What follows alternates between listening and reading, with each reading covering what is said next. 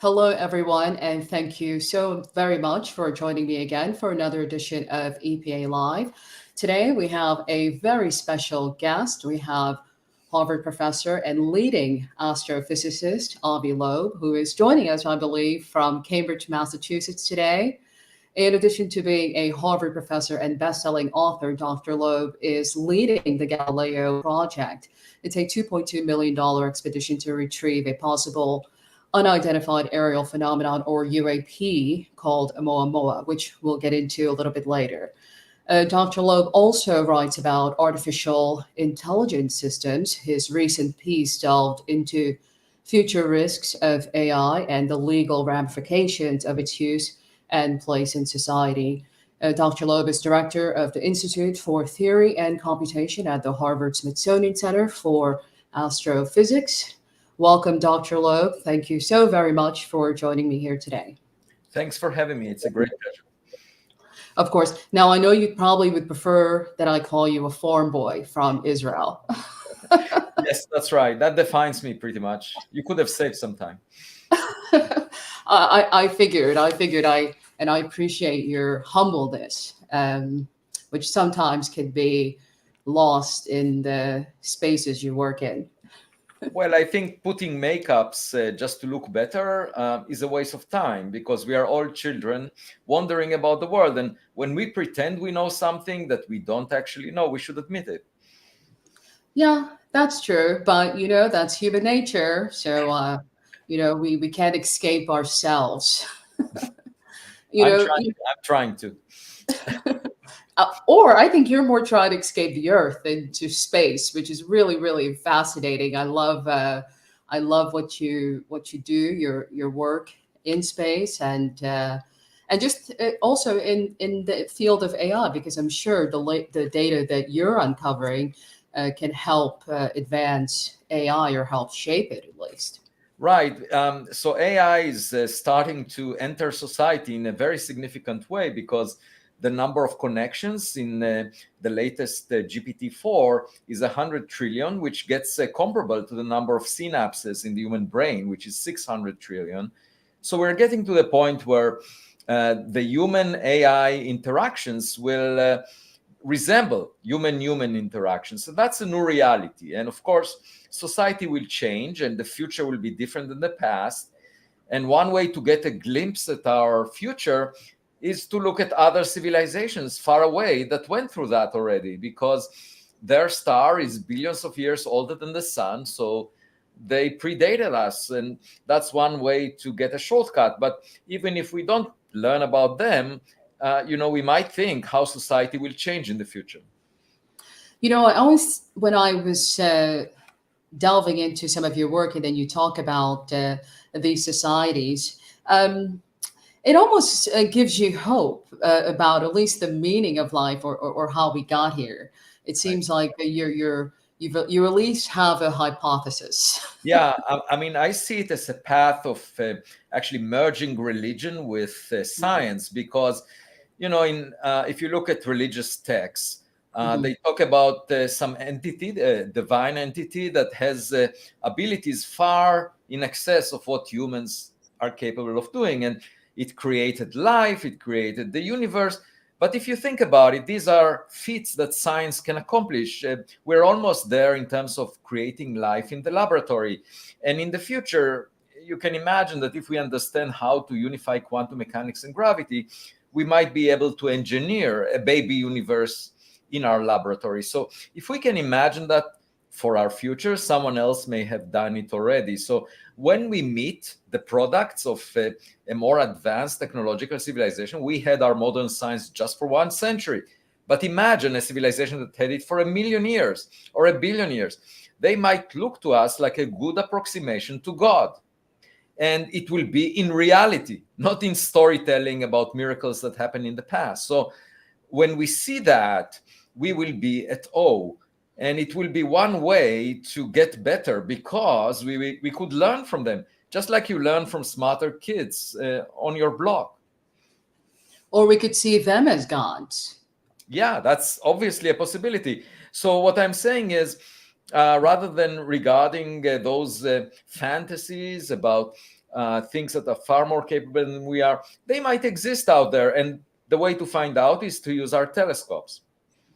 That's right. Well, let's play a video to get a little perspective and some context to what you're saying. So here we go.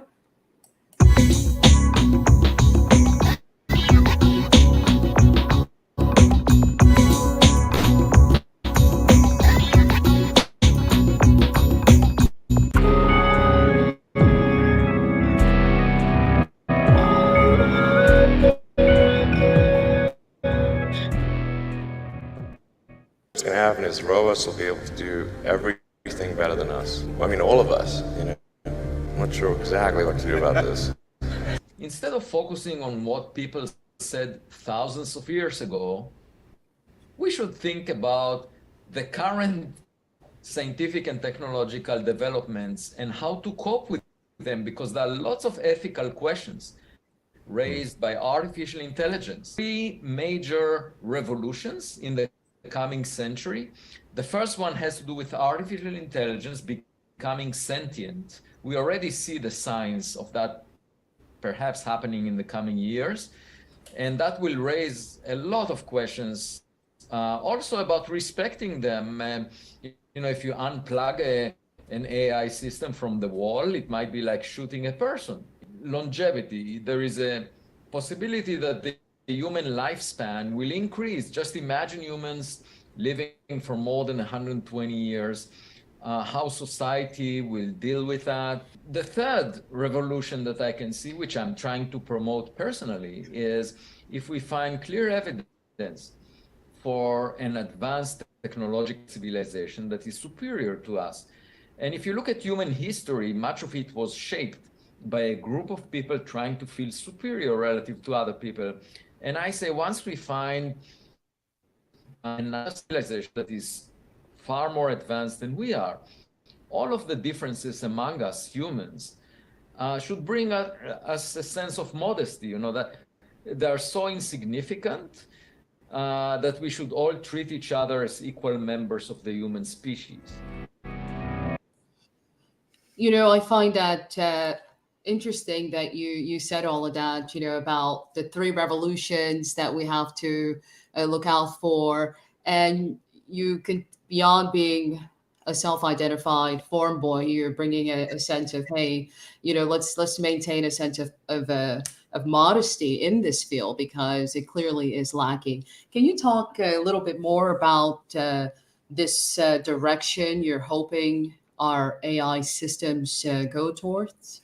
Yeah, so far we had one sentient species based on our definition on Earth that we met, and that these are humans.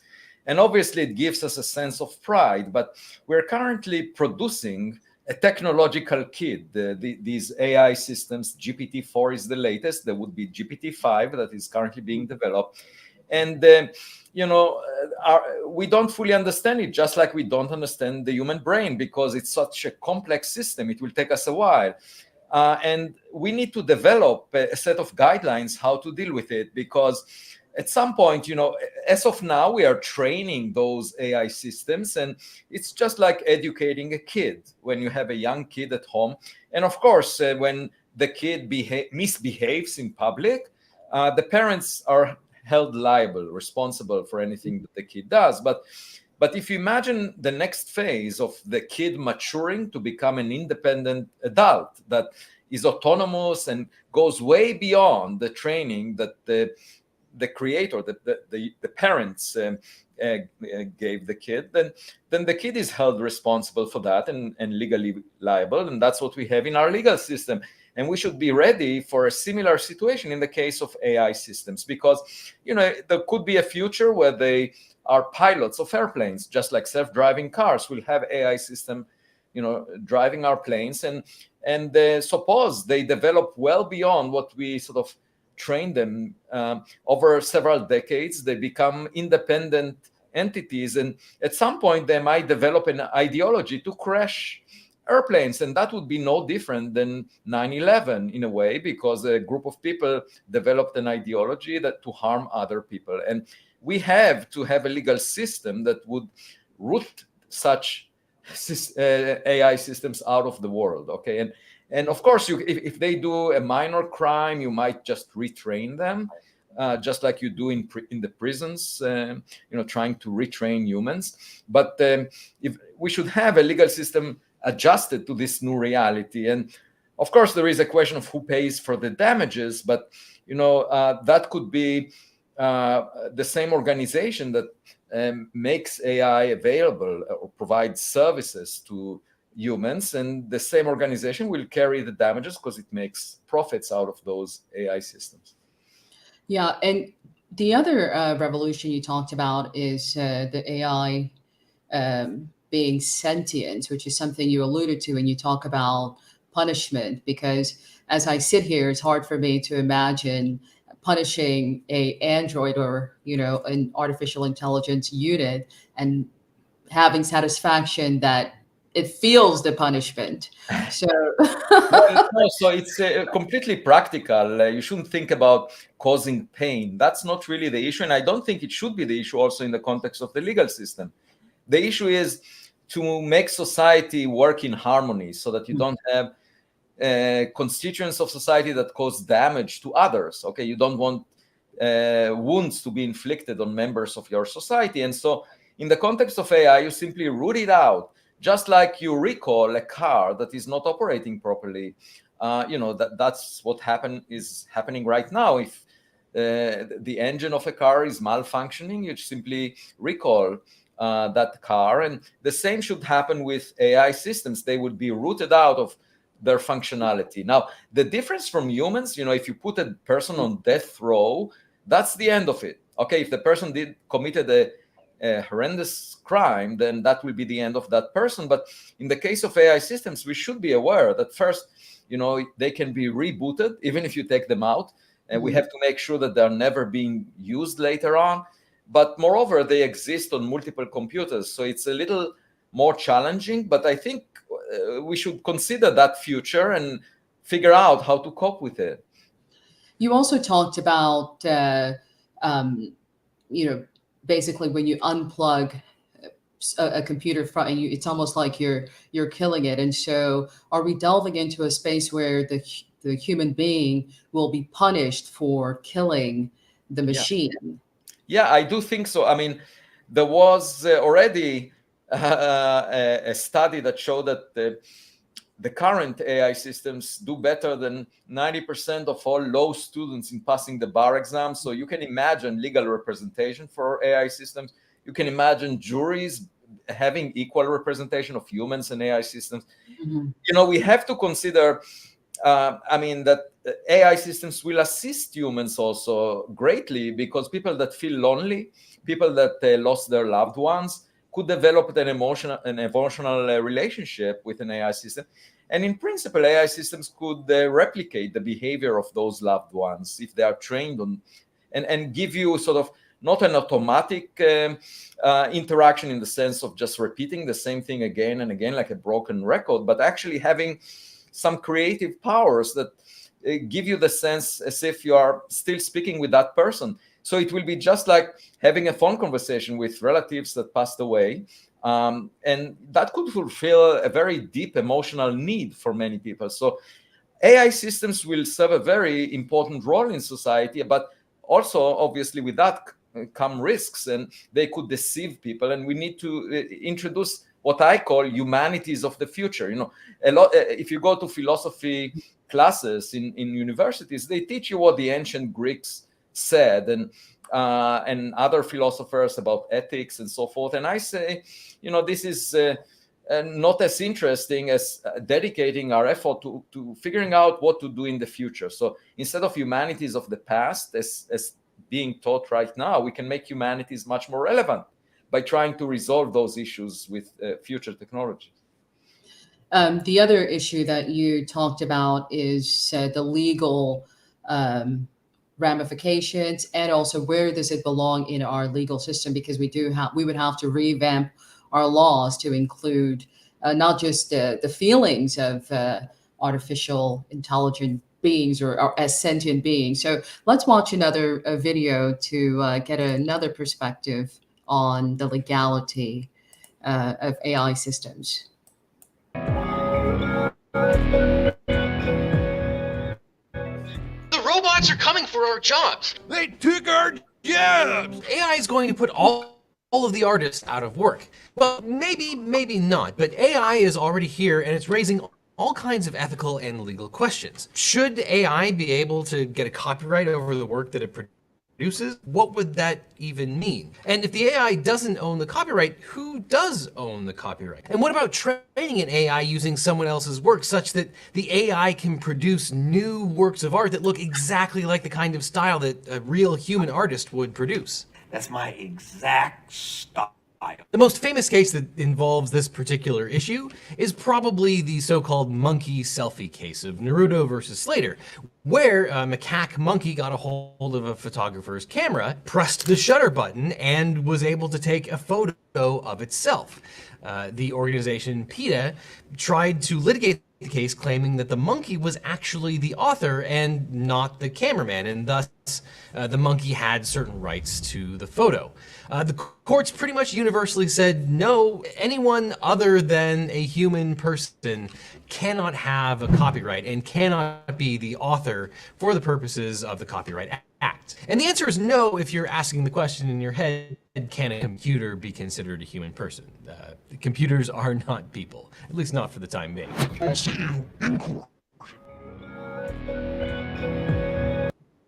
So as you see, it gets more and more complicated. It's not that serious. And, I really love that example of the monkey, because just at face value, you're thinking, of course, that's my picture. That monkey accidentally clicked the button. It didn't mean to click the button. So, just by default, it becomes the person who owns the object that allow that to happen, which also goes to who owns the AI and who is responsible for the AI once and if it does commit some sort of damage. So the way I see it is that, it all boils down to whether the entity that created the crime, so to speak, is autonomous. It exercises free will. And if it's still, if we are talking about a system that is being trained, still in the training phase, it's just like kids. And I would argue doesn't bear full responsibility on its own. It basically is under the custody of whoever created it. And therefore, those corporations that produce it and distribute it to people that still have sort of quote unquote custody of the AI system should bear responsibility, financial responsibility for the consequences.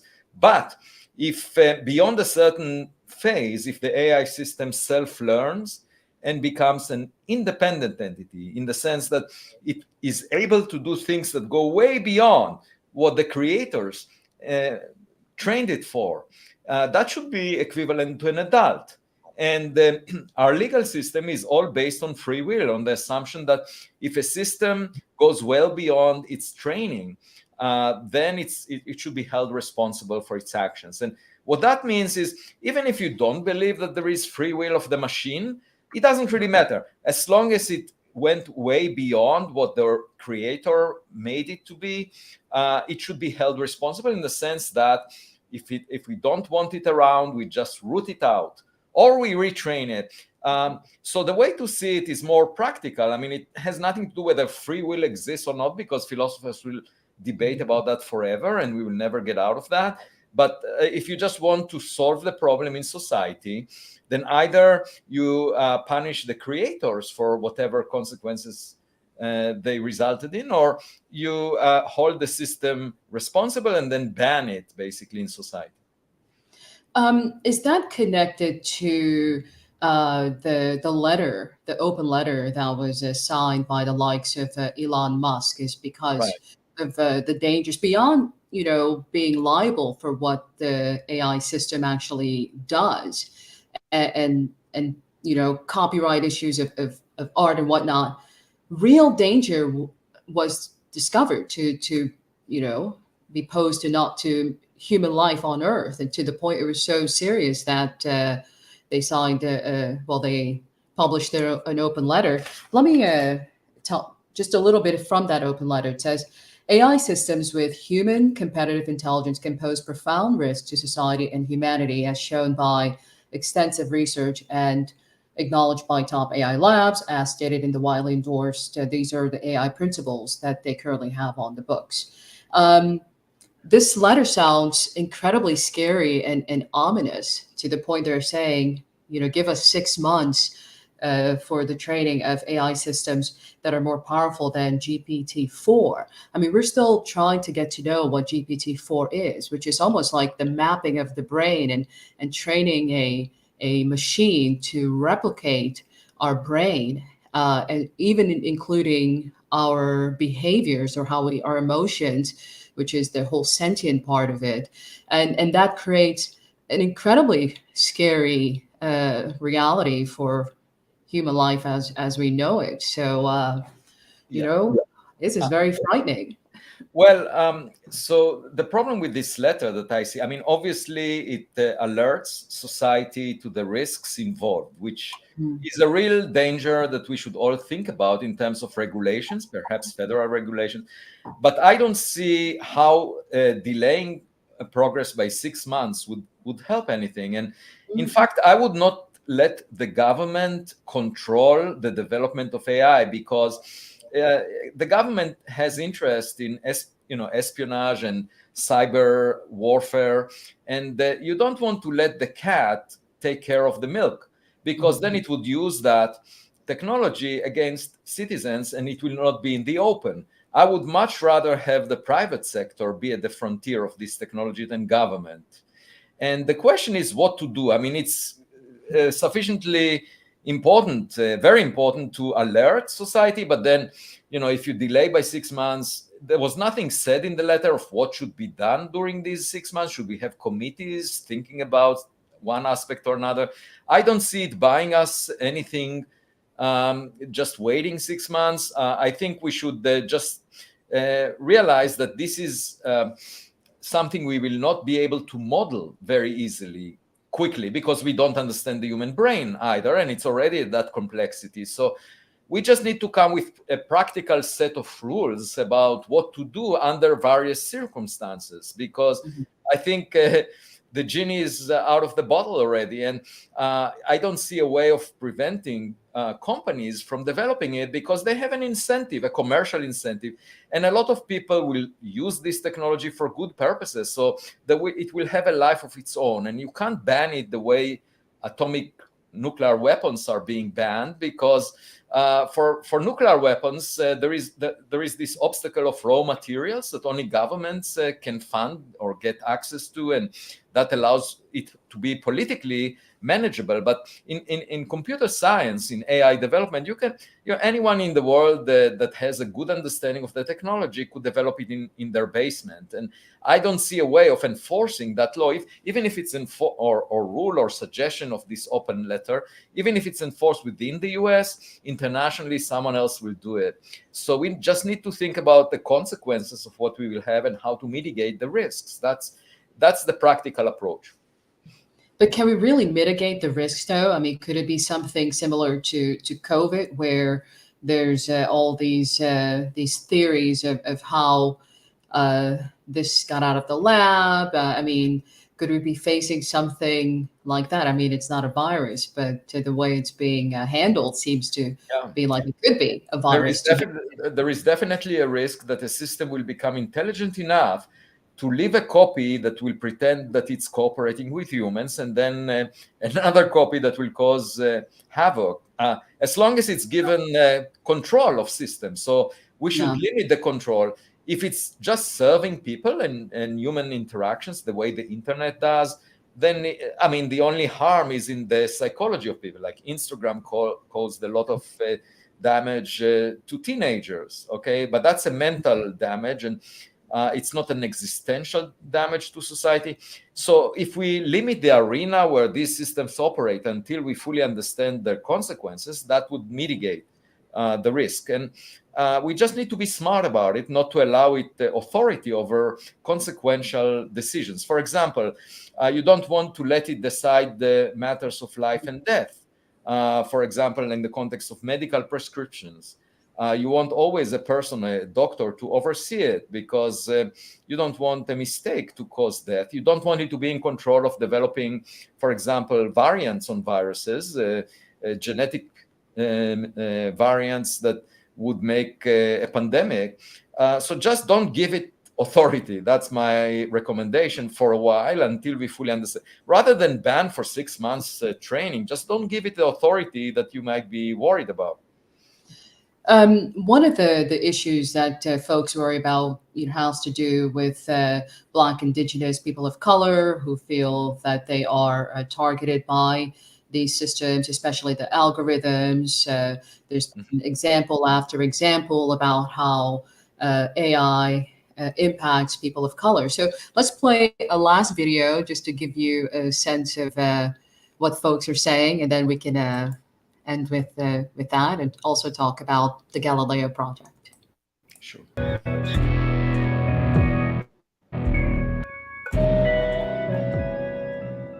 You have probably heard the news this week that OpenAI has released a version of GPT large language model. That's the architecture that supports ChatGPT, the application that has swept the world and brought artificial intelligence to the forefront of just about every conversation around the globe.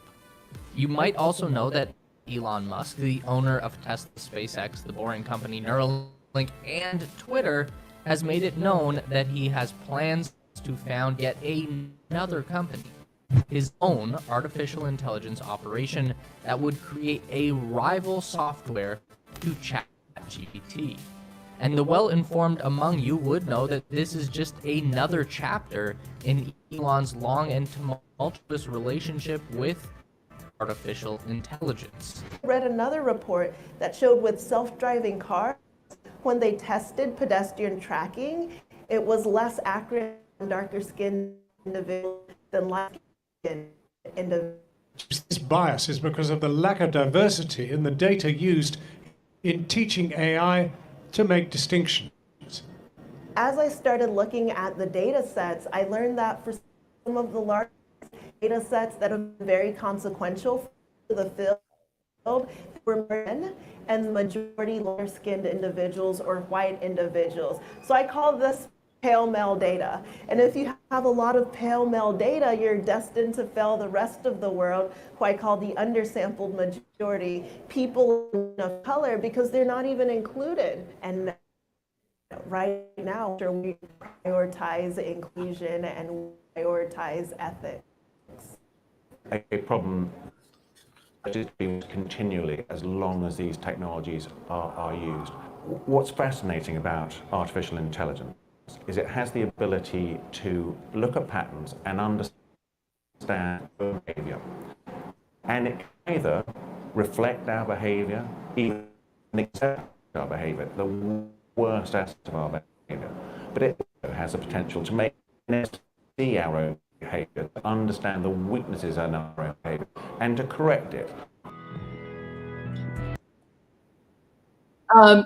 And that actually has a lot to do with what you say too. The fear is that AI will replicate our bad behavior and basically take over the world and kill us, just like we're trying to kill each other now. I mean, look at what we're doing across the world. Why would they not do what we do best? It's basically holding a mirror. That's what it does, because people are trying to create a system that is in our image. And, when you say that you want to create something in your image, sometimes you don't know how you look. And when you put this mirror in front of you, you realize how you look. So I think it's actually a path for us to improve ourselves. Okay, so when we see biases in those AI systems, we know that society has to be repaired in some way. And as was said, it's basically the training set that is being used that it shows these biases. And perhaps that's an opportunity for us to realize, which problems we have to solve first among humans, that. And I would very much applaud that. So it gives you a sense, just like standing in front of the mirror, it gives you a sense of what needs to be fixed. Right. And so one of the things that needs to be fixed is how AI impacts Black, Indigenous people of color, just like Joy was saying there. So anything you can leave us with on how we actually deliberately deal with diversity in the AI space? Oh, you know, since I came from an unprivileged background, I always thought that it's extremely important to promote diversity and inclusion and help people of all origins.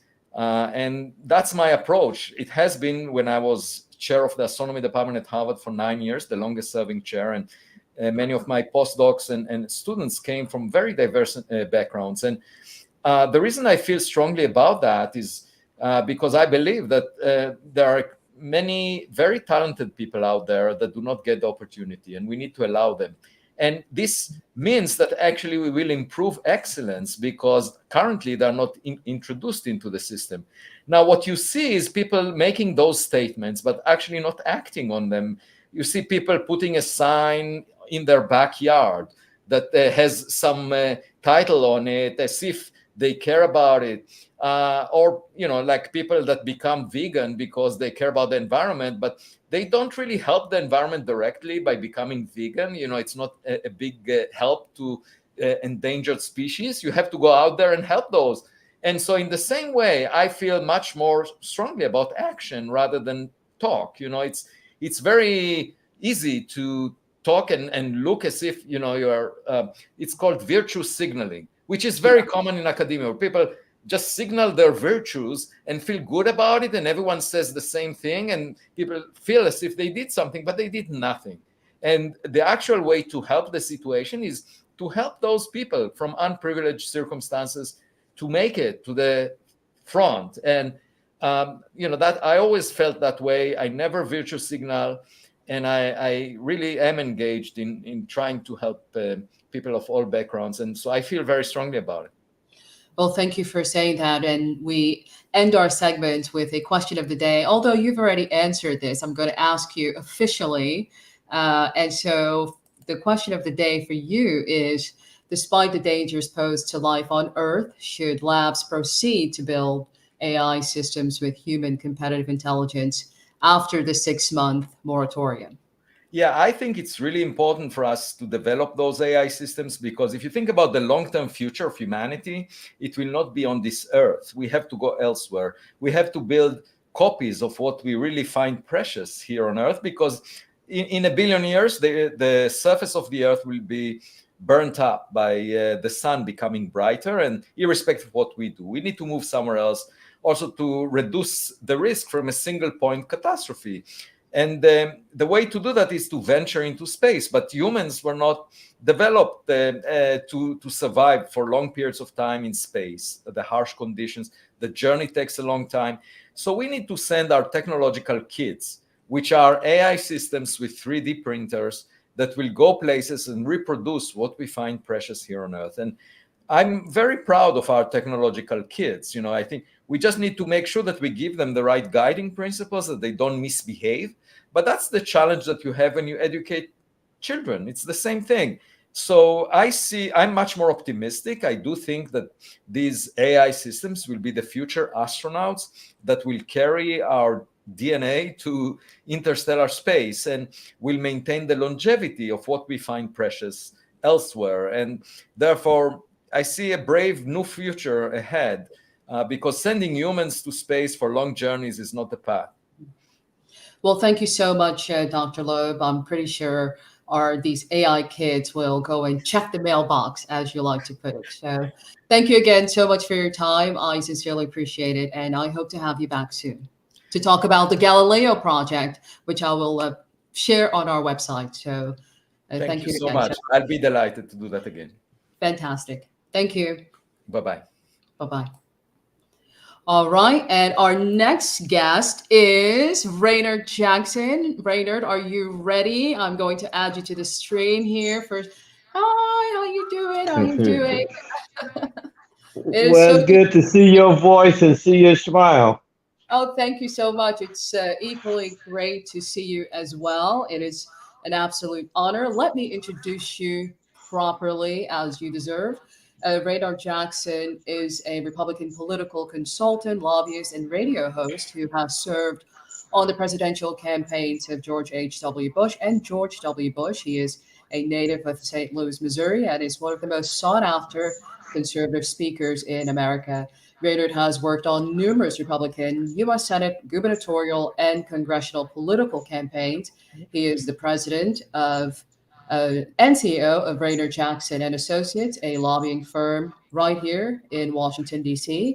He is a staunch supporter of Donald Trump and has criticized liberal political pundits like Joy Reid and Don Lemon for doing, for not helping Black folks. So, Raynard, welcome to EPA Live. It is an honor to have you. Well, thank you, Your Holiness. I was told I had to call you by your formal title. Oh, that is funny. Thank you. I needed that laugh. Well, I certainly appreciate your time. I know that you're a very, very busy person. But I thought, there's nobody I'd rather talk to about what is happening in the country as far as this unprecedented move to indict a former sitting president. So I thought, you know what? Let's talk about it. And, let's start with the video. Let me see here.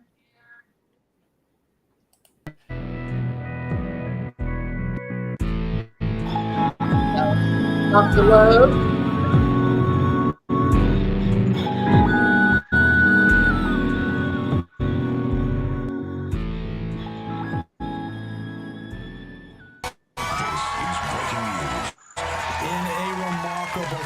Chapter of American history, for the first time, a former president faced a judge in a criminal courtroom on charges he broke the law, and it happened right here in New York City. Former President Trump pleads not guilty to 34 counts of falsifying business records related to hush money payments.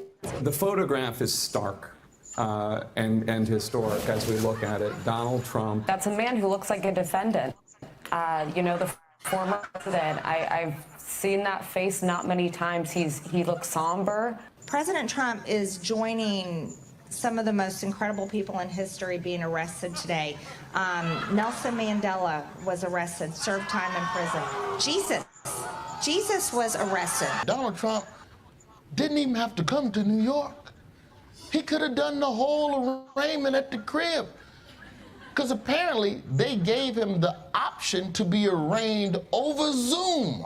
And the media, what they do, they play right along with it, giving us wall-to-wall coverage, even when there was absolutely nothing to talk about.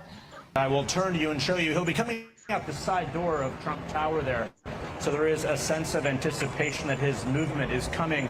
You can see some of the traffic heading northbound there, and I can't remember off the top of my head if Fifth Avenue is one way. Yes. Right? It's northbound, I think. It goes south. Goes south. So that's not Fifth Avenue. I checked Waze just before we came in. So I'm going to stop it there so we can, kind of, as you can see, it seems as if the media is really, really excited about the opportunity to highlight the president, who's been in the media for such a, before his presidency, he is really the media darling. But what do you think, looking at the spectacle in front of us as a nation, what are some of the implications of a sitting president being indicted? Zero. Okay. Read my lips. Zero. There is no implication whatsoever. I was once told that weak people take strong positions on weak issues. What you're saying is you're indicting a former president because in his accounting ledger, he put that $130,000 payment was for legal fees, and it was really a NDA, non-disclosure agreement, to hush up an alleged in marital infidelity. That's what, and now then you bump it to the level of a felony, because I have a degree in tax accounting. There is no way I would lose my CPA license if I misclassified a legal expense as a marketing expense or a automobile expense as a airline expense. Wouldn't happen. But this is obviously a symbolic, issue as well, because a lot of people say the former president, has gotten away with so much, not just during his time as president, but before that, when he was working in real estate, and how he, cheated people in all of his business ventures that he's been sued for. So it's a culmination of complaints that it seems not just many Americans, but a lot of people around the world have against Donald Trump. So, there are ramifications. People want to see. I mean, just like you saw, uh, all the media hounding. They want a story, and so. But Trump isn't really fully embraced by the Republican Party. I know that you embrace Trump, but when you look at other Republican pundits, they seem to suggest that his time is better spent at Mar-a-Lago and away from politics. What are your thoughts on that? Yeah, but see, you drank the Kool-Aid, Mon Chitty Amour. You are turning this into a partisan. Do you realize a lot of American citizens who are not Republican support Trump, not because they like the drama that surrounds him, but as I wrote in my column this week, Trump represents the proletariat, the average working American, black, white, Democrat, Republican, versus the global elite, Klaus Schwab at the World Economic Forum, George Soros, Bill Gates. They want to have a one world government where these elitist billionaires dictate to the rest of the world, the proletariat, what they can and can't do. You think I'm making this up? Look no further than 2 years ago, when these same global elites told us we couldn't leave our house, we could go to the liquor store, but we couldn't go to church. We couldn't get on an airplane unless we proved that we took the shot. And if you don't take the shot, you're going to be ostracized from global society. That's what Trump represents. And that's why Trump ended up winning the presidency in 2016, in spite of his personal foibles. But has he reached the end of the road now? Has he reached the point of no return with this indictment? Because this is just one of many. This isn't going to end here. They'll come after him for his attempts to, mess with the elections and in Georgia. So there are other things coming down the pike. Well, you're too young to remember this, but you remember the horror movie series Godzilla, I think back in the 70s. So obviously you weren't on Earth at that point. But the more Godzilla touched the power lines, the stronger he got. And he became uncontrollable.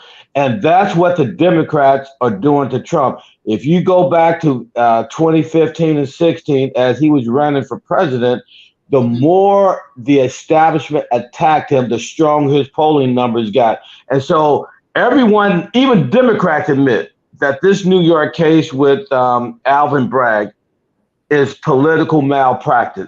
They admit that. So the more these cases are thrown at him and the Democrats continue to overreach, the stronger Donald Trump is going to get. And I'm telling you, do not sleep on his candidacy for presidency all over again, because he got a great shot of being elected president again November of next year. Trust me on that. Do you think this indictment will boost his chances? Or without question. I don't believe in polls. All the campaigns I work on, I keep up with polls because I do a lot of media, so I need to be up on what's going on. But if you look at his polling numbers since the indictment, his numbers have skyrocketed. His fundraising has skyrocketed. And again, you got a lot, and the key demographic to watch for is how do the independent voters who are going to swing the election next year. And what you see, north of 70% of independent voters say these are Trump, no pun intended, trumped up charges against the former president, and they are unfair. And so if you're getting 70% of independents that's at least favorably disposed to you, that's an ominous sign for the Democrats. You know, the former president loves to brag about how he got more black voters to the polls, that he increased that particular demographic from 8% to 17%. Do you think that he'll have a repeat of that? I mean, he did increase, black voter turnout, but do you think he'll make a similar impact? And do you think what's happening to him now will somehow resonate with Black, Indigenous people of color, like the whole persecution angle? If he does nothing and just be who we know Trump to be, he will get probably closer to maybe 15 to 20% of the black vote. And mathematically, if a Republican running for president ever breaks into the 20, mathematically it's an impossibility for Democrats to win, number one. So if Trump and the Republican National Committee, who is totally incompetent, if they were to do what I've advocated for decades, the Republican Party and Donald Trump, they have a brand problem, as we say in PR. And if they could rehabilitate the brand and actually go into the black community and talk about, number one, first and foremost, entrepreneurship among black entrepreneurs. That's the most salient issue in the black community. Number two, school choice and vouchers. Number three, what I call values, big picture. Blacks are not for all this radical homosexuality that these crazy liberals in the White House is pushing. This whole notion of transsexual students and you want a person with a penis to go into my niece's bathroom at 5 years old? Ain't happening. Black folks are livid about that. And if the Republican Party quit being so daggone stupid and stop doing things like they did Thursday night in Tennessee, when you got 3 people up for expulsion, all of them did the same thing at the same time. We have the video footage. The 2 blacks get expelled and the 1 white person gets exonerated. And I'm writing a column about that to come out Monday or so. It is straight up racist, and it's a horrible look for the Republican Party. So if they deal with those issues and stay on point on policy, there is no way Democrats win next year. You know, now that you mention it, let's play a little bit of what happened in Tennessee. For years, one of your colleagues who was an admitted child molester sat in this chamber. No expulsion. One member sits in this chamber who was found guilty of domestic violence. No expulsion. We had a former speaker sit in this chamber who is now under federal investigation. No expulsion. We have a member still under federal investigation. No expulsion. We had a member pee in another member's chair in this chamber. No expulsion. So he pretty much laid it out there. You know, these are pretty outrageous accusations. I mean, peeing in a chair, no expulsion. There's something historical going on here, as you know. You talk about it being messaging, but it's also outreach. You also alluded to this in a piece that you talked about, which I thought was very important. And let's play it. A video or a photo of conservatives actually engaging with conservative, successful black businessmen. And the answer is they don't exist, Perry. Show me the last time you've seen a conservative on TV, radio, highlight what I call a Bill Cosby family. Mother, father, kid, the daughter is not pregnant, the son is not strung out on drugs. Show me the images, because I give this speech, Perry, called EEM. What the eyes see and the ears hear, the mind believe. I can't see the conservative engaging with black. I can't hear them engaging with black. Therefore, my mind can't believe that they want me a part of the movement. So you've been a Republican for a long time. You see the problems, you see the exclusion, but you're still a member of the party. What keeps you there? What keeps you a Republican? Great question. Well, one thing I've learned, I've had the opportunity in my life to sit at the feet of legendary figures globally. Maynard Jackson, the first black mayor of Atlanta, my godfather. Arthur Fletcher, who wrote what we now know as the affirmative action law with the Philadelphia plan that morphed into what we now know as affirmative action. I've known Jesse Jackson since high school. And the easiest thing in the world for me would be to leave the Republican Party. That's easy. A lot of blacks have left the Republican Party. The sign of a true leader is one who will stay hunkered down and say, I'm not letting them run me out of my party, but rather I'm going to force them to come over to my view. And that's exactly what's happening. And so I have no respect for people who just, tuck their tail and run. Stand and fight. If you truly believe in the messages you claim to believe in, why in the world would you let a few knuckleheads run you out of your own party? Not happening with me. So that's why. But we're seeing, I mean, this is a historical issue, and we're just seeing just this week, two of the youngest black representatives in Nashville were run out of their seat. They were expelled. Representative Justin Jones was expelled. Representative Justin Pearson was expelled. The third person, a white woman, Gloria Johnson, who also took part in the protest against gun violence, was not expelled. She was saved by one vote. At what point is it not about tucking your tail and running, but it's about blatant racism, and that the solution is to address it honestly and to deal with it strategically, just like you would deal with any type of issue. Let's say you have cancer, you target it, you apply the medicine, and you eradicate it. So can the Republican Party benefit from such a strategic move to bring in more of the people who feel left out of the Republican Party? Well, just think if Martin Luther King had that same attitude. He got tired of getting beat up, and he had dogs sicked on him, a water hose unleashed on him, and tired of going to jail. Just think of Malcolm X had the same view. Just think of what Jesus Christ, as we celebrate Easter tomorrow, what if he had the same attitude? Each of these leaders stood strong in what they believed and were willing to suffer the consequences. And like Martin Luther King told me once, I may not get there with you, but we as a people will get to the promised land. Martin Luther King would be smiling upon us, but he'd be frowning too.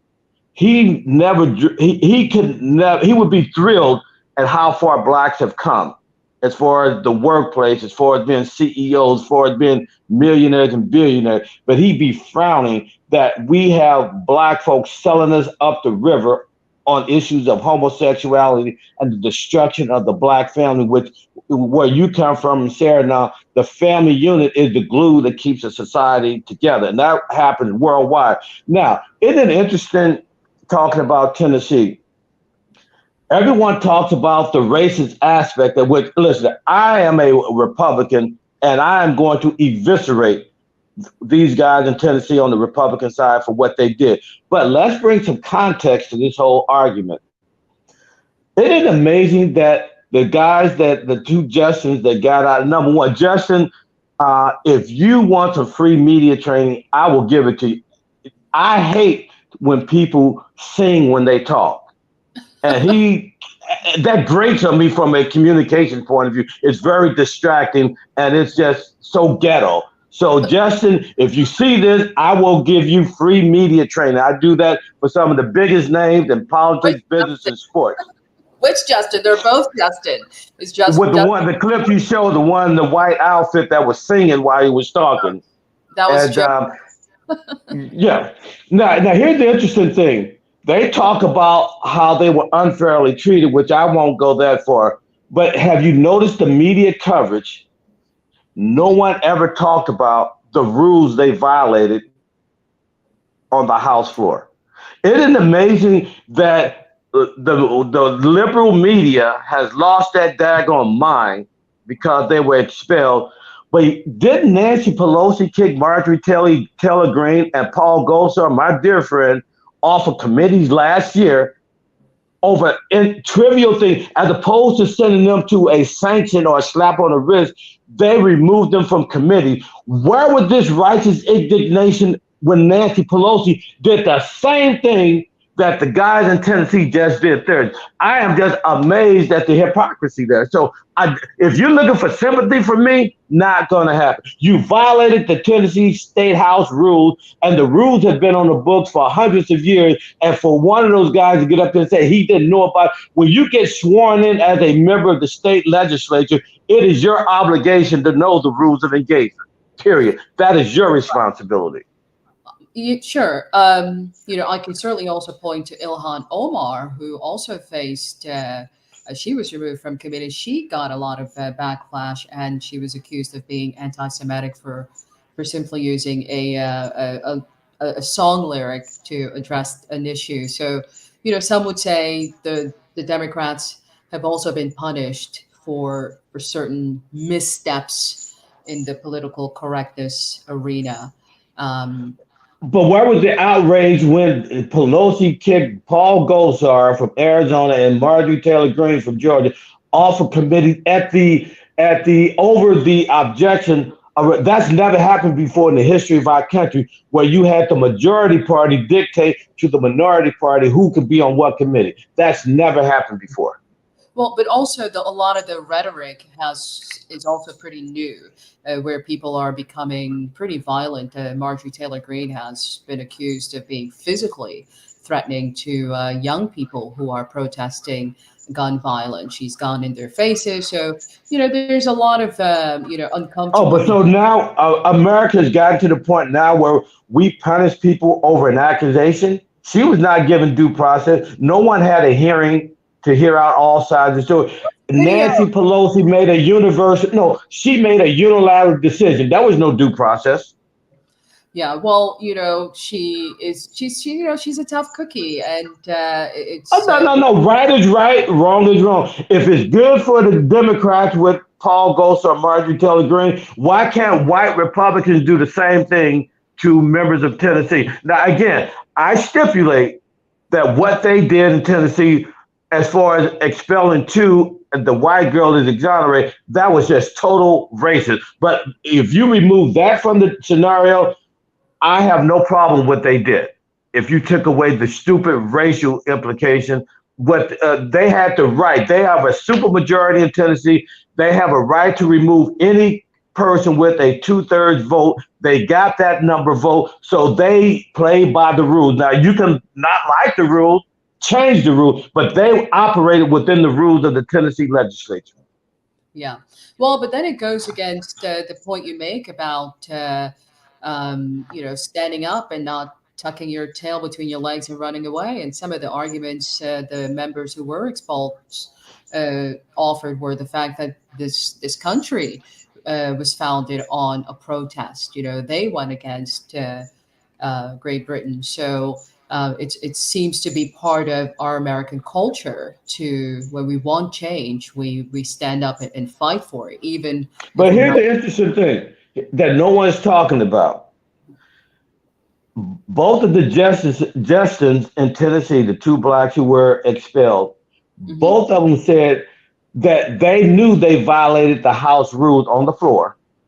But because they felt that they had to get their message of gun control after the shooting of the kids there, they had a right to be heard, even in violation of the rules. So if that's your position, you have a right to do what you did, but you also have a responsibility to take responsibility for the consequences of your act. And they're sounding like a bunch of women sitting up there. You did the crime, now pay the fine. You did what you had to do, in your view, violated the House rules. Now you paid the price. So don't tell me it's racist because they didn't let you get your voice out in violation of the rules. That is not racist. You violated the rules and you were punished for it. But what they're calling racist is the fact that they're the only two who were punished for it, and not Gloria Johnson. But that's true. That's where I agree with them on that. But they went on to say that because the Speaker of the House turned off their microphone because they were not recognized to speak on the House floor, which is against the rules, and they came in with the bullhorns and they were shouted out and ushered off the floor. And they're saying because the issue they wanted to talk about, gun control, yeah, because of the issue that was important to them and not the Republicans, they should be heard in spite of them being in violation of the rule and not being recognized. That's where I draw the line of distinction. You know, as a political strategist and a thought leader in this space, what are your thoughts when it comes to finding a solution to gun control? Do you think Republicans and Democrats can ever meet in the middle on this issue? Or are we going to just respond to back and ongoing mass shootings like the one that happened just a week and a half ago, the Covenant School in Nashville? So, the one that the Tennessee police are trying to cover up. Why is it that they have yet to release this girl's manifesto, number one? And I can tell you why they didn't, because I've talked to some of my buddies on the police force down there. This manifesto is devastating. She wanted to kill these little kids because her parents and the school and the state does not support this transsexual bullcrap and this radical homosexual agenda. And that goes against the narrative of the media, so they're suppressing it. It didn't come out eventually. But also, I am an avid gun shooter. I have never seen a gun kill a person.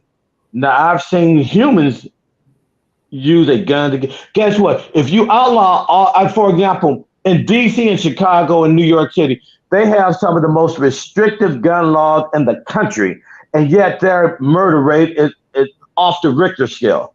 In all those cities, guess what? If you outlaw guns, law-abiding citizens like you and I, we will obey the law. But guess what?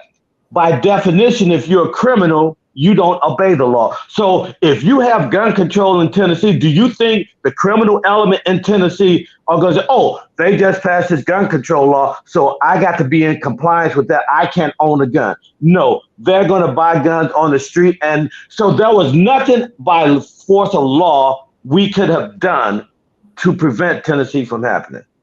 But we can't stay here.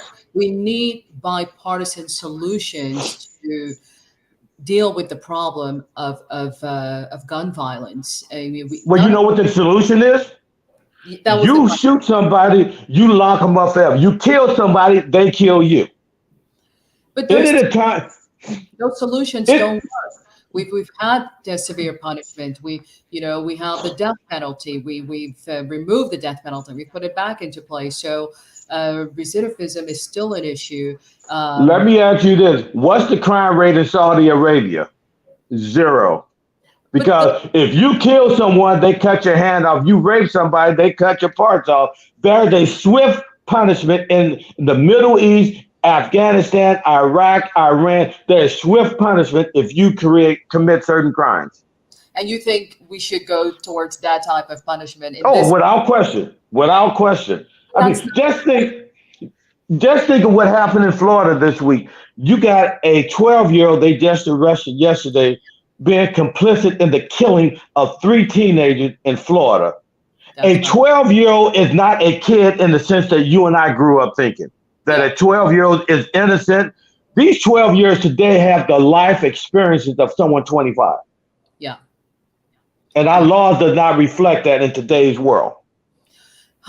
That is true, but don't both parties, or let's just talk about the Republican Party, don't they have to make room to recognize these people within our country that could use the support and that could use their attention? I mean, if they really care about this country as a whole, we can't keep being divided on which party you align with and then where your resources go, because these issues like this 12-year-old being part of murdering 3 other people, including another 17-year-old. So there are multiple young people involved. I mean, he just happens to be the youngest, but we clearly have a violence problem, especially amongst our young people. So what can the Republican Party do to, other than just cast blame or to, argue about who has a right to have a gun?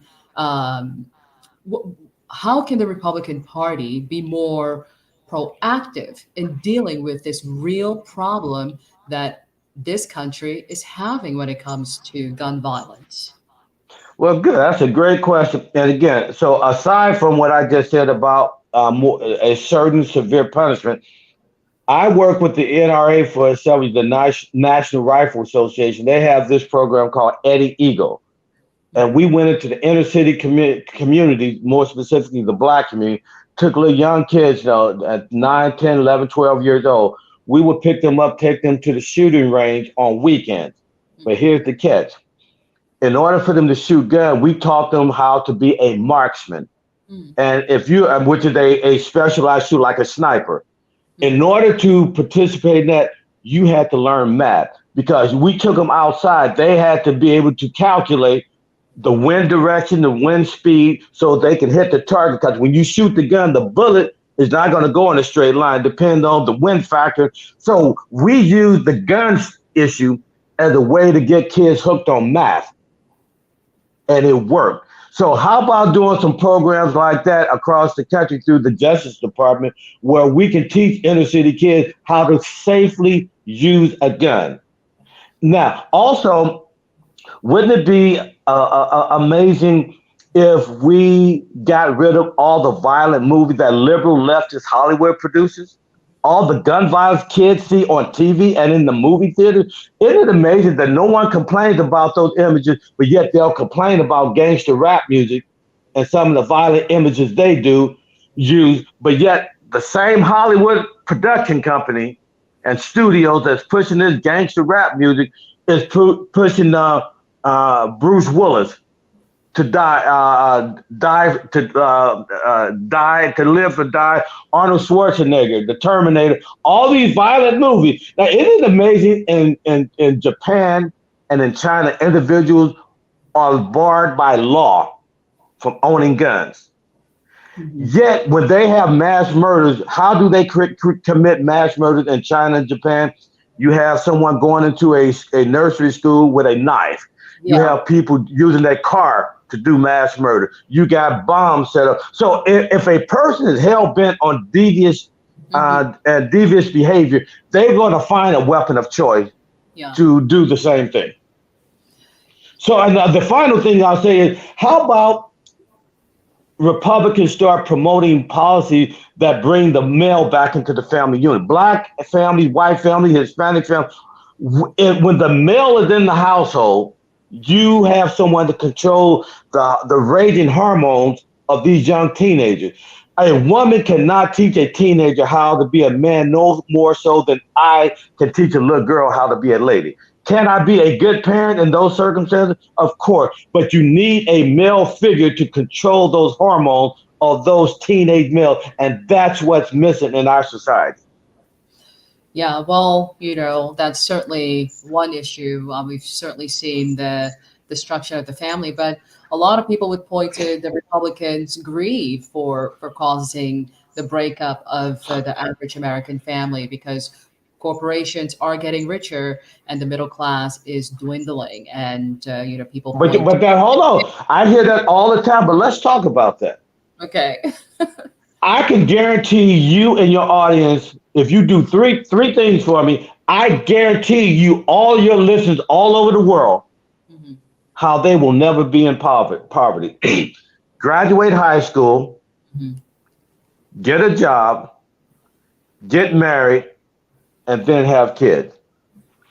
The studies are out there. You'll almost never end up in poverty if you do those four things. But too many people want, especially young girls, they want to have babies and then turn around and say, I don't need a man in my life. That's why your wages are staggering. So even women with MDs, MBAs, they run to work, pick up their kids 6 or 7 from daycare. By the time they get them home and wash and clean and eat and maybe do some homework, it's 8 or 9. They're in bed. It's a vicious cycle. Women, I want you to hear me loud. You do need a man. I don't Men, think, we do need women. I agree with you. I think we need each other for sure. But when we're facing issues like attacks on our rights to control our bodies, then women do find alternative ways to protect their humanity. And that leads me to my last point that I wanted to talk with you, which is the Wisconsin Supreme Court election, which is really going to change politics next year. So let's watch a little bit of that, and then we'll talk about it.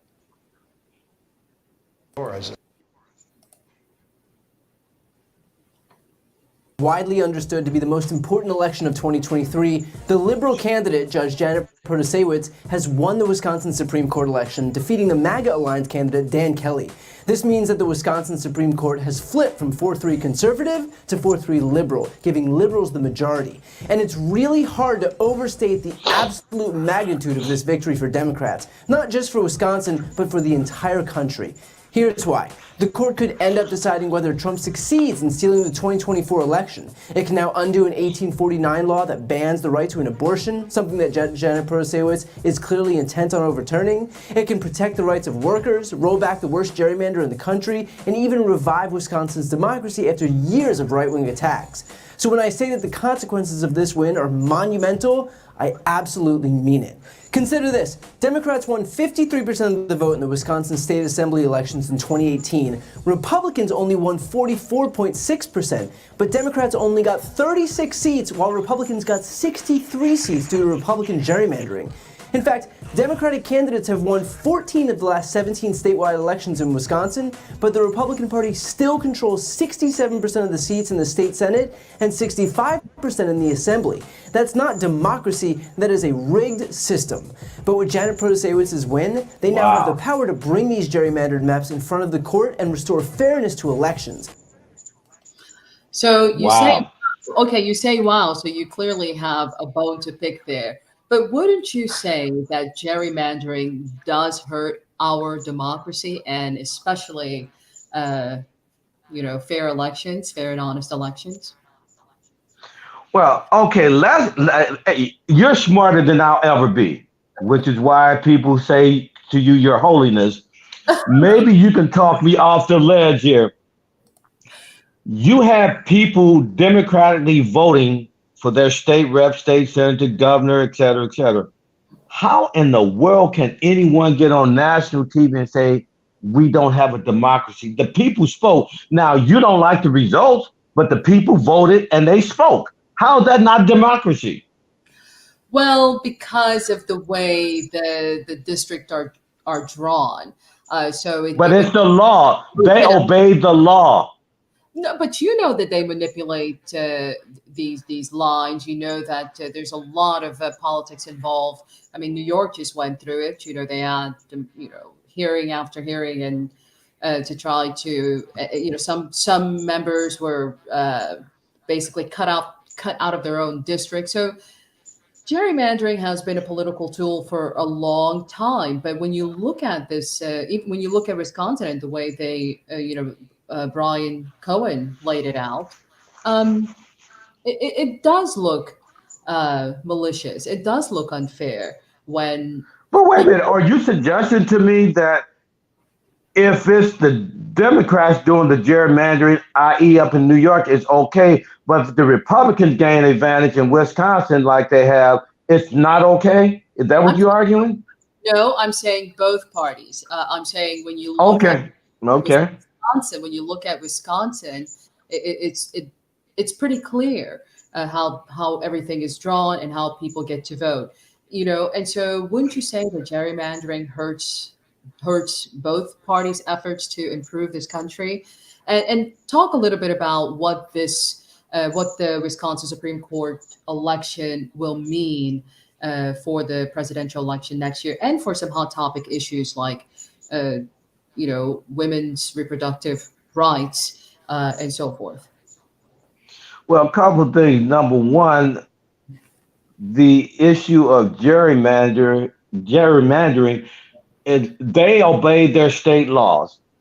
And all these gerrymandered districts throughout the country, they have been upheld by various state courts across the country. So if you don't like gerrymandering, change the law in your state. That's how a democracy operates. You can't just complain and moan and groan when the results don't come out the way you want them, and then it's bad. But as long as it comes out in your favor, whatever that means, then it's okay. So both parties, as you rightfully said, play that game again, but they're playing within the laws of their state. So that doesn't bother me.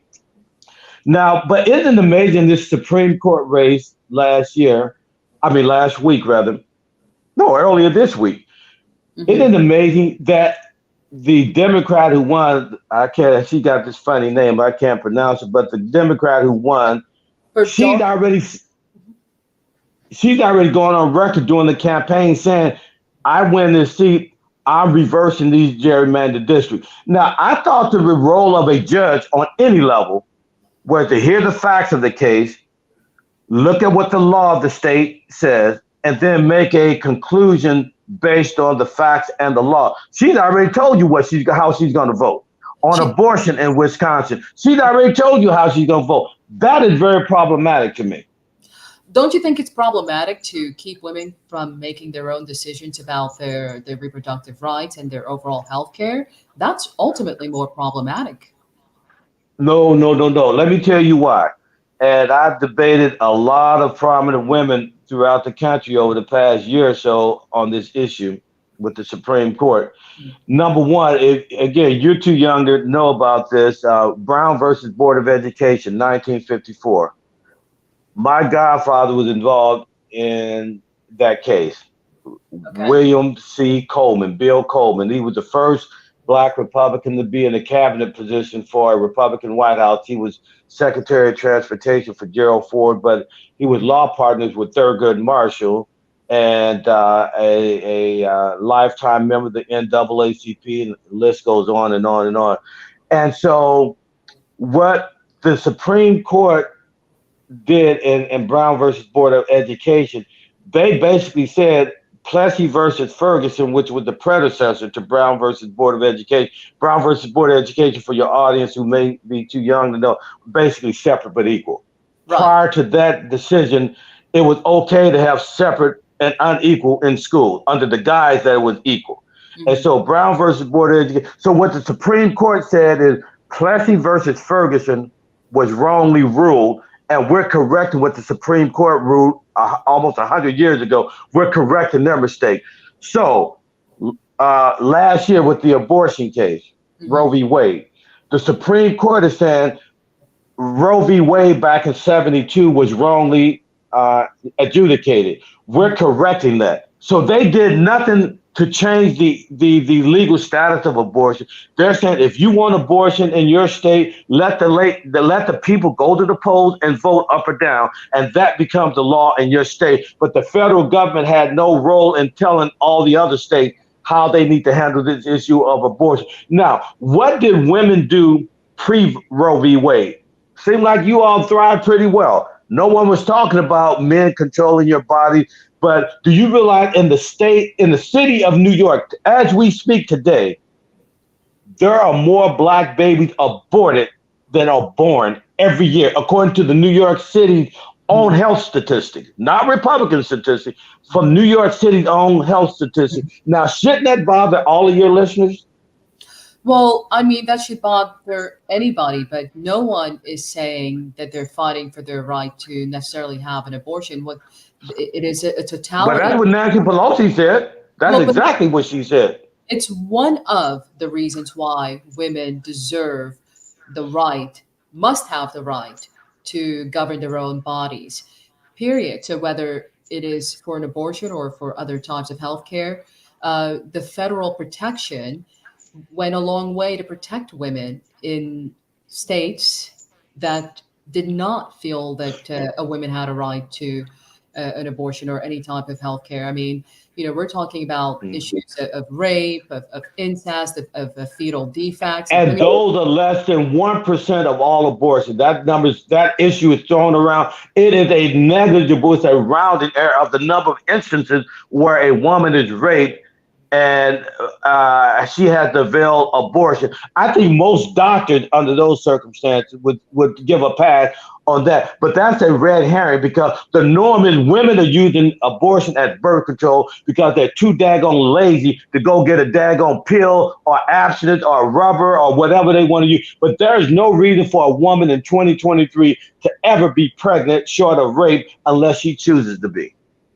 Well, but those are the issues that women are facing. And it is a little harsh to say that women are too lazy and to go the pill, because, and I know you're being a little facetious there too, but there are certain states that won't even allow you to have the pills. There are certain, rogue people who, hide behind religion and say, no, I'm not going to sell you the birth control pill. So women are facing more than one obstacle when it comes to having sovereignty over their own healthcare, and this is not a new issue for women.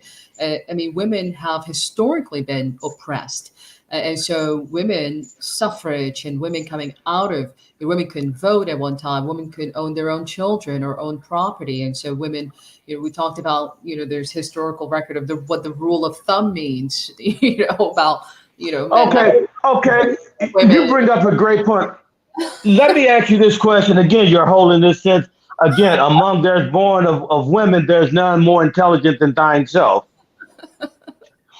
And I'm flattered that you even deem me worthy to be on the same airways with you. So I'm trebly honored to be this close to you. But answer me this then, and let's talk about this issue of controlling one's body. Does the government have the right to take your 5-year-old kid from you because your kid comes home one day who's a boy and says, Mommy, I'm a girl and I want to have a surgery. And then in Dallas, the government, the parents said, no, that's not happening. Social services came in and took the kid away from the family because they wouldn't cave into that radical transsexual agenda. They lost their kid. Now, you talk about controlling one's body. That's an extension of what you're arguing. You're saying you, as a parent, and a mother, and a female should control what goes on your body. By extension, should that not apply to your kid? You raise the kid how you see fit? I think you're talking about a case about a man and a woman divorcing, and the mother wants to usher the young boy into becoming transgender. The father is against it. They went to court. The court sided with the mother, and so CPS became involved. And there's several cases like that. The issue of a child sex reassignment, or even encouraging young people to take these hormone pills or whatnot, I think is a very sensitive issue. Personally, I don't think that young children should be encouraged to change their bodies physically in order to be accepted. I don't think they have to change anything about themselves in order to feel whole and a part of the society that they are born into. I think we as human beings have to be more tolerant of one another, and also, but we also got to recognize that there's something bigger happening here. There's financial motives behind pushing. Now we're talking. There's also a research incentive. The medical community has a big stake. They want to experiment in this field. There's not a lot of data when it comes to gender reassignment surgeries. So it's really an unknown area. And so we have to be very, very careful as parents, communities, to what we allow anybody to do to our children, because we, as all of us have been children before. I know that when I was a young person, I'm not the same person I am today. My mind has changed a million times. And so I think young people deserve that opportunity to allow their minds to change a million times, because that's part of the growing up process. That's part of becoming an adult. We have such a small window to be children. And so to take that away from them, or to jeopardize that for the sake of medical knowledge or medical experimenting or some sort of financial agenda, I think is very inhumane, and it's unfair, because those are real people there. And I think what we need to talk about more is How do we deal with the issue of gender dysphoria? How do we deal with the issues of our young people changing and our society changing? We have to make room for these issues to resonate or to be dealt with in a healthy manner. The issue of bathrooms, should we have more bathrooms? Should a person who identifies as a woman, or man go in certain bathrooms? I mean, there's so many issues, but we have to be tolerant of each other. And I don't support the medical community's incessant need to experiment on our young people. And I think also the social media element. I think a lot of parents are they want to have social media attention, and so they fall victim to this type of praise and adoration when you put your child in front of a camera and act and guide it to perform or manipulate the young person to act or say certain things. We see it all around us, and it's really detrimental to our society as a whole, and we have a lot of work to do. But persecuting them and fighting about the fact if they feel a certain way or not is not the solution. As we see, we've had several mass shootings back to back where they were committed by people who identified as trans and were angry at the way. Okay, let me ask you this. Okay, you hit on something. Let's talk. Let's talk. Let's talk real, like we're on the street corner in the hood somewhere. Let's talk like Pookie and Rashida. Now, you said people who identify. What would you say right now if in the middle of this interview I said I identify as a Chinese person, and I expect you to refer to me as someone from China, and oh, by the way, I'm 7 foot tall too, and I want you to recognize me. Would you think I had a mental problem? No, I wouldn't, but I know that you're making a mockery. But what I also know is that there are people who suffer in silence because they don't fit in what we deem as normal society. You know what I mean? But those are called mental. That's the clinical definition of psychosis. But when you got a penis on you and you tell me you're a girl and you want to get pregnant, are you crazy? Yes, you are. But to persecute people and to create a space where there's no opportunity of understanding or healing, then we've already lost this debate, because we can't wish these people away. We can't pretend. They have mental issues. They need psychological treatment, not medicine. They don't need pills. They need a psychiatrist. They have a mental problem. You don't think we should listen to them and hear? No. Isn't it amazing? Are you aware of the history of how we got to this point? The American Psychological Association and the American Medical Association, it's only been in recent time that they removed transsexual and homosexuality from the mental list. And it wasn't because of new medical science discovery, it was political pressure.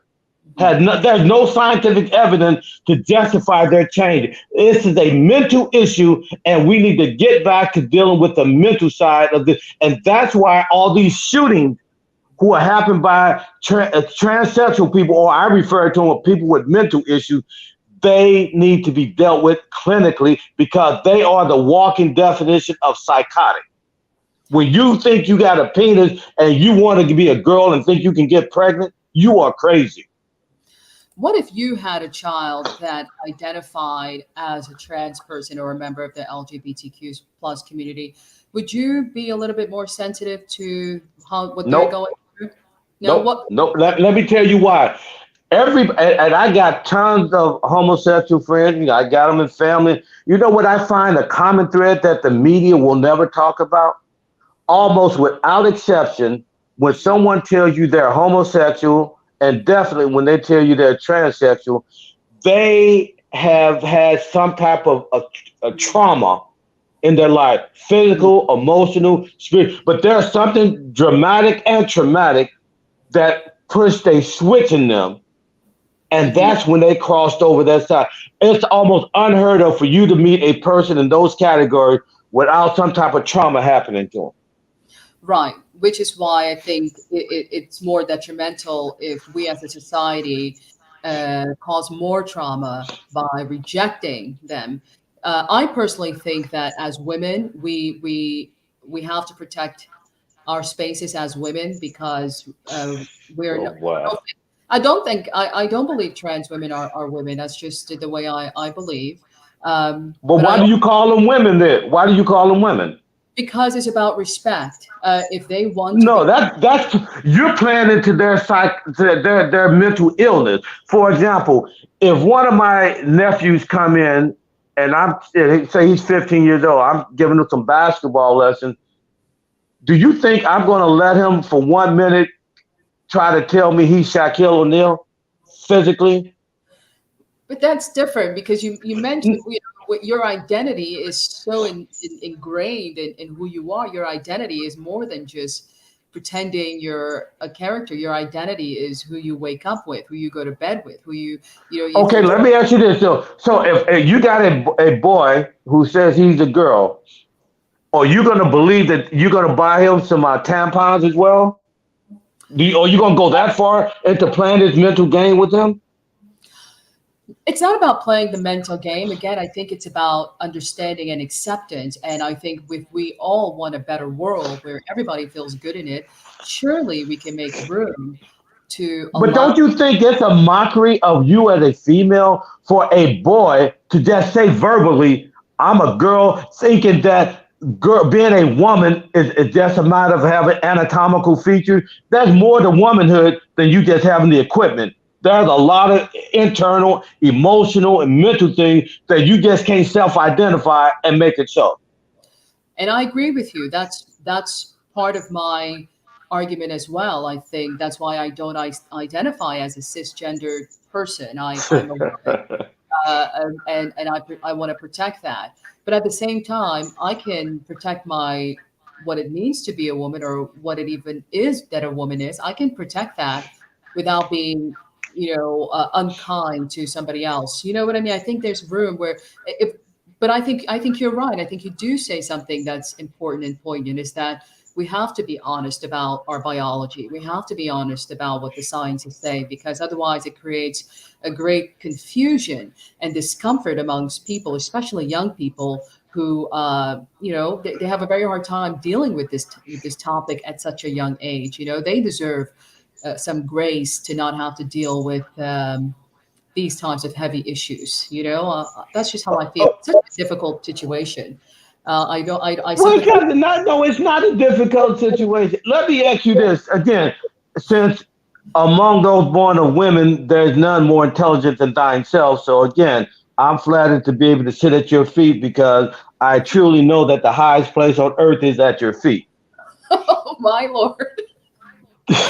Radar, you will be a regular guest. But let me ask you this. So let's say you are hosting Thanksgiving dinner for the family. Mm-hmm. Would you, because in my household, you're not being gay in my family and invited to Thanksgiving ain't happening. Definitely not transsexual. But so you got a cousin that's part of your family. Mm-hmm. And he's a known drug dealer. Everybody in the family knows he sells drugs. Do you invite him under the guise that you got to be tolerant because he's part of the family, and if you leave him out, somehow you're going to hurt his feelings? So therefore, you're going to expose your younger nieces and nephews to a known family drug dealer under the guise that you want to be tolerant. No, I think that's a different issue. When there's a safety mechanism involved or safety issue involved, then you have to act accordingly. But trans people don't pose that danger. And No, that's not true. That is not. They are very dangerous to my impressionable nieces at 5, 10 years old. I don't want my family exposed to that idiocy because guess what? A kid at that you're 5, 10 years old, kids today don't even have a childhood. I remember my boy when Michael Jackson came out with this song, "Have you seen my childhood? I'm searching for that wondrous in my youth. Before you judge me, try hard to love me. I'm searching for the wondrous in my youth. have you seen my childhood? We don't let kids have childhoods anymore. We're talking about kids talking about mutilating their genitalia at 5 years old, and you got adults co-signing on that stuff. You got kids who can't go around out in the front yard or in the street and get dirty and get muddy like kids supposed to do. And yet you want to expose them to a trend and confuse the heck out of that kid? Really? Yeah, it's a tough issue. We're part of it. We're seeing it play out on the show called I Am. You're familiar with I Am Jazz, but it's a young trans person who began transitioning, I believe, at the age of 4, and this was televised by it's a show, a big show about it. I think it might have been TLC that had long running. Well, now Jazz is a 20-something-year-old person. She's 23 or something like that, and she's having a very difficult time. And this is a reality show, and so you're watching her parents and her entire family, live this trans lifestyle that's being televised. And so you see the money, you see the propaganda, but you're also seeing the medical malpractice and the all the issues that are happening. This young person is truly suffering in front of our eyes. She's expressing that, and it seems like no one is listening. She wants to be normal so bad, but she's having a very, very difficult time. And there's a lot that goes into medically transitioning that requires a lot of upkeep. And so when you're hearing about these things, you truly feel sympathetic, and we should all be more concerned about our rush to change laws to allow parents to send their children under their knives because of this gender issue. So it's a tough issue. It really is. So we're seeing it play out, and I hope everything comes out. Raymond, let me ask you this. Okay, we gotta go. No, go ahead. No, you said you're going to ask me something. Yeah.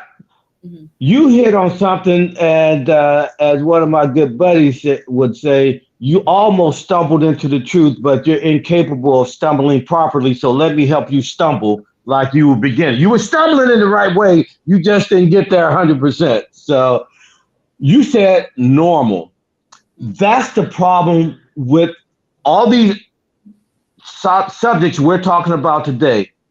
In order to have, in my view, an intelligent conversation, which I think this has been one of those, at some point, do you not agree that you have to have what we call a baseline of what normal is and what the rules of the game are?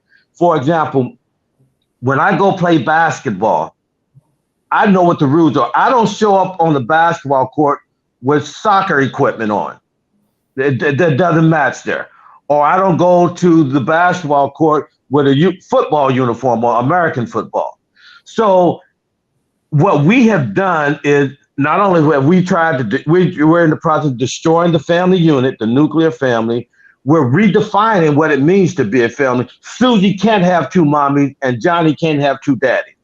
I don't buy into that. And so since we don't have a baseline definition of normal, what's moral, what's right, and what's wrong, it's almost like the wild, wild west in every aspect of our life. You got people who are telling me, for example, Catholic friends of mine, they want to be a priest, but they want to be married. Well, no, you can't join the club called the Catholic Church as a priest if you're married. It goes against their bylaws. They just changed. I can't be a priest. They just changed. No, they have not changed it. There's been talk about the Pope wanting to, but that had to go through the College of Cardinals, the whole legislative process that has. So this has just been talk so far. Yeah. I believe they did. I believe they did a couple months ago. No, are you sure? Nope. Okay. Nope. I'm positive. I'm not saying that I'm always right, but I'm never wrong. But I can't be a CPA without passing the CPA exam and having a 4-year degree in accounting. There are certain rules I have to meet in order to be a part of that club. And so today we have people saying, I want to be a Christian, but I'm not willing to change my behavior. as a Christian. So I'm a drug dealer for Christ. I'm a prostitute for Christ. So just throw Christian on the front of your label and you don't have to give up anything. And so what we're saying is today, okay, we should be tolerant. But isn't it amazing? This is something I really want you to give me a great answer to, because you got to talk me off the ledge on this one. Why is it when I hear liberals and the homosexual community and the transsexual community talk about tolerance, why is it it's always a one-way street? Why do they not tolerate my Christian value and tell me that unless I give up my core moral values and principles as a Christian, I am homophobic, transphobic, dysphobic? Why is it that you can't be tolerant of my belief system? Why is it always a one-way street? Well, I think part of it is your belief systems rejects them. And they, the Catholic Church says, if you're gay, you're basically committing a sin, and that God. Which you are. Well, but that is the structure of this particular belief, and so when it leaves one group out, there's bound to be a reaction. You can't just walk away and go, okay, you reject me, but yet it goes against even the whole teachings of Jesus Christ, where he accepts everybody, even lepers and hookers. But he also told them they had to change their behavior to follow him. He said, pick up your cross and follow me. So stop drinking if that's your problem. Stop having sex with all these women if that's your issue, or with men. But in order to be a Christian, you have to change from your wicked ways. Then I will hear your prayers and I will heal your land. But there's something we have to do in order to be able to receive what God and Christ is offering us. But today we're saying, I ain't giving up nothing, but I'm still going to be a part of your group. And I think that's where we have a gray area, because I personally think it's about people wanting to feel good in the world, and we don't see eye to eye on what makes a person gay. The gay community think that they are born this way, and so it does contradict the teachings of Jesus Christ and any religion when these people are persecuted or deemed unwanted. They don't belong in the kingdom of God. Well, why do you keep using the word persecuted? Listen, there is no persecution of homosexuals in this country. Saudi Arabia, Iran, Iraq, Afghanistan, that's a different conversation. No homosexual is persecuted in America. Zero. But in general, and I am very careful about the word persecution, because as a Black person, I know the historical heaviness and the significance of that word when it comes to enslaved people. So I do use it very carefully. But they do feel persecuted. You do see it all around the world. And so I was speaking globally, that in all those countries that you do mention, even Uganda just now passed a law saying homosexuality is deemed illegal. And of course, they have a right to protect their own heritage, values. Yep. Values. They have every right to do that, but it shouldn't silence the attempts for understanding. It shouldn't silence us to understand, to try to get to understand this phenomenon that's happening. No, mon chéri amour. No, I'm not trying to understand why my cousin is selling drugs back home. I don't need to understand that. It's wrong. But we're associating it to something nefarious. So being gay isn't nefarious, It is. It's nefarious and wrong. That's an opinion, and of course it can and that's based on our culture, our societal values in America until the past 20 years when we went on this tirade to the left. And if you are a Christian, it's definitely wrong. And so you got people like T.D. Jakes who are trying to justify homosexuality within the church because he's too busy trying not to offend his friends in Hollywood. And I'm building new condos in hell for people like T.D. Jakes. The only constant in life is change. And that even has to mean in the heart and the mind. We've come a long way as human beings. Certainly we can work to understand this phenomenon, because gay people are real. They do deserve to be heard and understood on a societal level, because they're not going anywhere. So we might as well deal with this issue head on. But I do think one side has the right to say we do object to medically changing young people, because that's really extreme. I think the other that space has to be there in order for us to protect our young people, and to really try to understand this thing that we're still trying to understand, but it's not going anywhere. It's not. Well, it can go somewhere if we as Americans start standing up for our traditional values. Guess what? The more you tolerate something, the more of it you're going to get. But when you and I were growing up, we didn't have to deal with issues like this, because you knew, hey, mom and dad ain't playing this, school ain't playing that, the church ain't playing that. So hey, you may have thought about doing certain devious acts, but you said, no, that's wrong. See, having values or a conscience or a sense of right or wrong, it doesn't stop you from doing wrong. Mm-hmm. It prevents you from enjoying it. And that's the difference. That's when all the teachers from mom and dad, when you're a little bitty kid, is sitting up on your little bird on your shoulder saying, that's wrong. And so that's what we got to get back to. Everybody now, see, we're going through this postmodern era, which happened again back in the 1800s, where man was the measure of all things. And so now you hear people like Oprah saying everybody's their own God. And so thus you have people speaking like, I'm speaking my own truth. I'm living my authentic self. I'm living my authentic life. No, you don't own the truth. The truth is absolute. If I go on the top of this building and jump off, whether I believe in gravity or not, I'm falling. That's an absolute truth there. So you don't have your own individual truth when it comes to laws of gravity. No more so than you can say, well, my truth is, I got a 2-year-old son, but yet I have a girlfriend that I'm living with. I'm like, you're confused as hell. That's your problem. So there are right and wrong absolutes. And what we're saying in today's society, not only in America, but globally, is that I am my own God and I make up my own rules. And if everybody has their own values and rules, then there are no values and rules. At a certain point, there's got to be a collective sense of here's the way we do things. And if you're, for example, on a basketball team, you can't have 5 shooting guards on the court at the same time. Doesn't work. You can't have 5 centers. Everybody has to know what their role is. And within that context, there are certain rules of engagement while you're playing basketball. But we're saying when it comes to values and morals, everybody can make up their own rule. You cannot have a functioning society under that paradigm.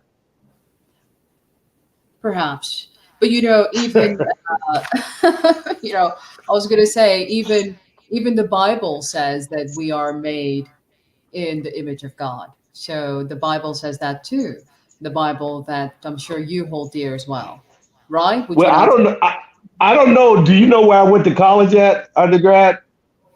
Well, I graduated from Oral Roberts University. Oh, okay. Okay. So you're talking my language. Let me tell you something. I hear people trying to put the Bible through pretzels to justify their beliefs. God has given us freedom of choice, not freedom from choice. Not making a choice is a choice in itself. And I'm amazed that the homosexual community now use the language, because I'm finishing up my book on language. Mm-hmm. And they say, well, you were assigned female at birth, or I was assigned male at birth. No, that was determined by God in the womb of my mother.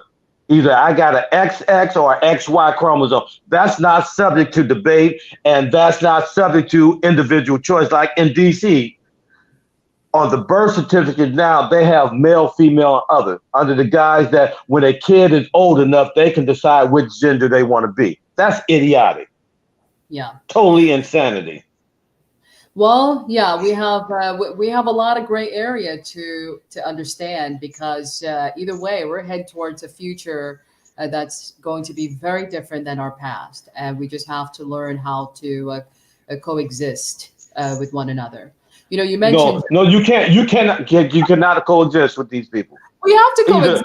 No option. Either we're right or they're wrong, but it's not. Both of us can't be right. We cannot be. And that's the problem with Republicans, Rainer. So thank you for bringing that to a head, because that's the problem with Republicans. They just refuse to meet us in the middle. On certain principles, there is no middle ground. Either I pulled the trigger on the gun and shot you, or I didn't. There's no middle ground. I can't halfway pull the trigger and then someone else comes along and further pulls it. Either I did it or I didn't. And so either you're male or you're female. Either you are a Christian or you're a sinner. I mean, ain't no neutral ground here. Either is one of the other, binary choice. Yeah. And we need to get back to that. Well, you certainly make a very strong case for it, but but what? there's a lot of pushback. There's a lot of pushback. Even the White House is celebrating transgender women for International Women's Day. So our society is changing, whether we like it or not. You know, no, the Democratic Party is changing. We're not. Society is not changing. You don't think so? You think no? So you know. So how about a prediction? What do you think will happen next year with the presidential election? Just give me your thoughts as a Republican strategist and looking at it from a broader perspective. Where do you see the Republican Party next year? And let's say they do take over the White House. Let's say they maintain their majority in the House, and let's say they take over the Senate. How do you see them governing the country moving forward? And how do you think they will deal with all the culture wars that we're facing, including the issue of CRT and DeSantis being one major player trying to stop that from being taught in schools in Florida? Well, yeah, just so your audience know, I was Ron DeSantis' senior advisor when he ran for governor in 2018, the first time. So I'm very familiar with him and his core values. But Republicans will win the White House, whether it's DeSantis, Trump, or some other person, number one. And the reason why, and they're going to get a lot of traditional Democratic vote, because I'm telling you, this radical lurch to the left by Biden on homosexuality, on foreign affairs, on economic policy, because you think the economy is bad now, you have not seen anything. It's about to get very, very bad for the average worker. The billionaire, they'll continue to be billionaire, but it's going to hurt Pookie and Raheem them on the street level, and that's when the bottom is going to fall out. Nobody respects America again. Do you think under any circumstances, if Trump was still president, China would have sent that balloon over here? And then if they did have the crazy guts to do that, do you think Trump would have waited 5 days before we shot it down? Do you think Trump would have had the withdrawal from Afghanistan, where we still to this day have American citizens stuck in Afghanistan and nobody in the media is talking about it? Do you think that Iran will be puffing their chest out? We are ridiculed. I deal with world leaders all around the world, and I talk to them all the time. Privately, nobody respects Joe Biden and our foreign policy. And America, at its weakest point, we've had probably since World War I. And it's only going. And so the American people see all these issues converging. They don't like the America they see when they look in the mirror.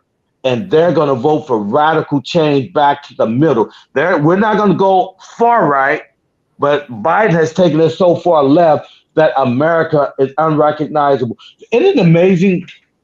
We talk about there's 100,000 American citizens dying every year from fentanyl overdose, drug, and mostly white folks. We know it's coming from China through Mexico, and we still will not shut down our border. And guess who all this illegal immigration is hurting most?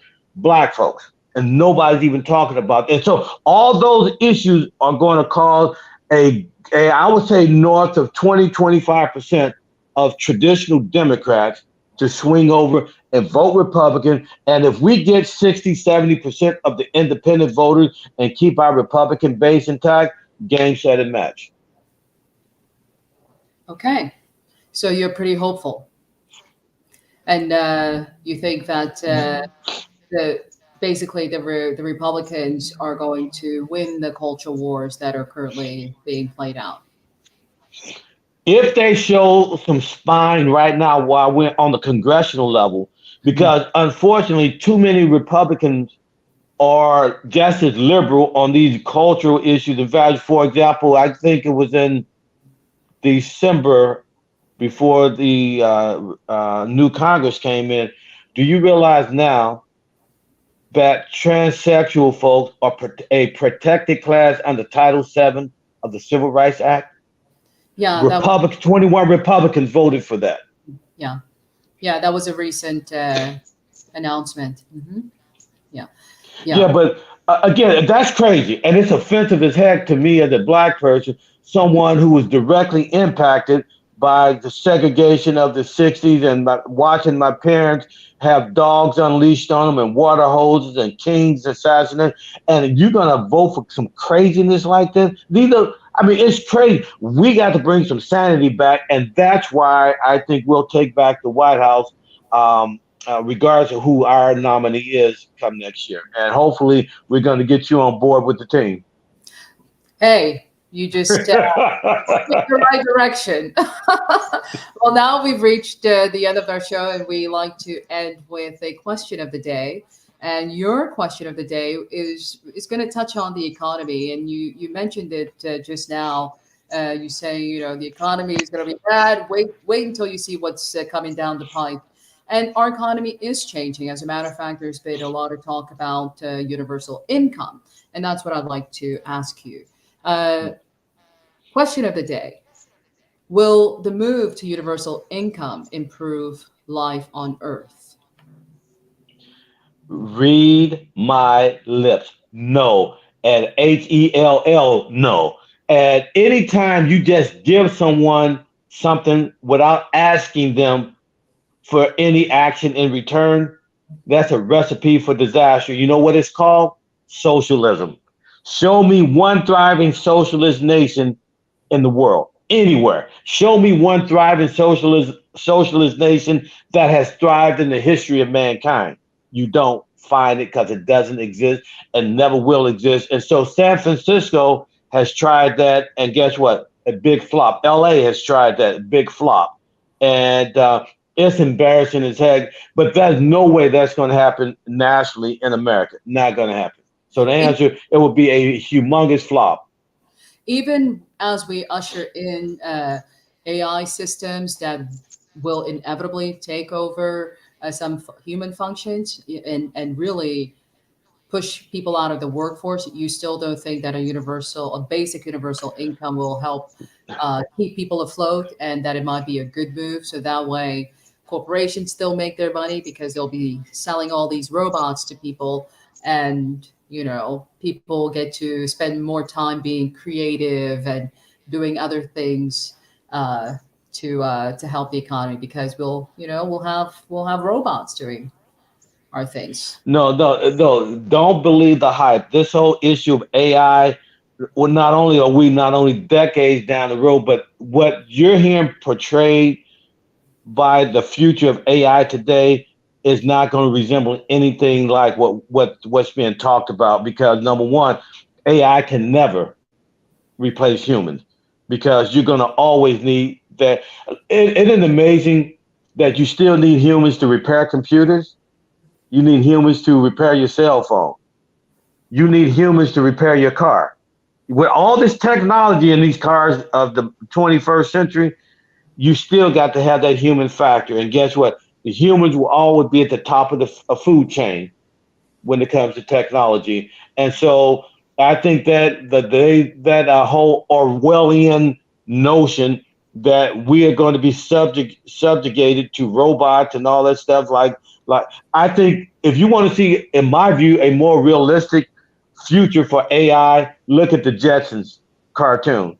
You had maids who clean your house who are robots, things like that. But guess what? George Jetson still had to fly the spacemobile. He was at the control. It was all computer generated. Like when you fly on a plane today, most of the takeoffs and landing are done by computer. But you still need that human in the seat in the case something goes wrong. And they can take the autopilot off, and that human pilot who's got all these hours of experience can correct the ship. And so you're going to always need that human factor. So universal income, no. And the other thing is, with this proliferation of technology, people have got to be able to contribute something to our society. And that means we're not going to go back to the assembly line system with the auto industry, but we're going to come to a hybrid where you're going to have the technology and the old muscle of the assembly line merged together. And it's going to be a human that's going to have to make sure the computer is doing what it's supposed to do. And when things go wrong, shut the line down, and human interaction is going to have to intervene. Well, thank you so much, Rainer. This has been an absolutely fantastic conversation. I want to let folks know that you do have a book. I know you're working on another one, but they can get your current book on Amazon or any place where you can buy books. Righting Wrongs, My Political Journey in Black and White. No.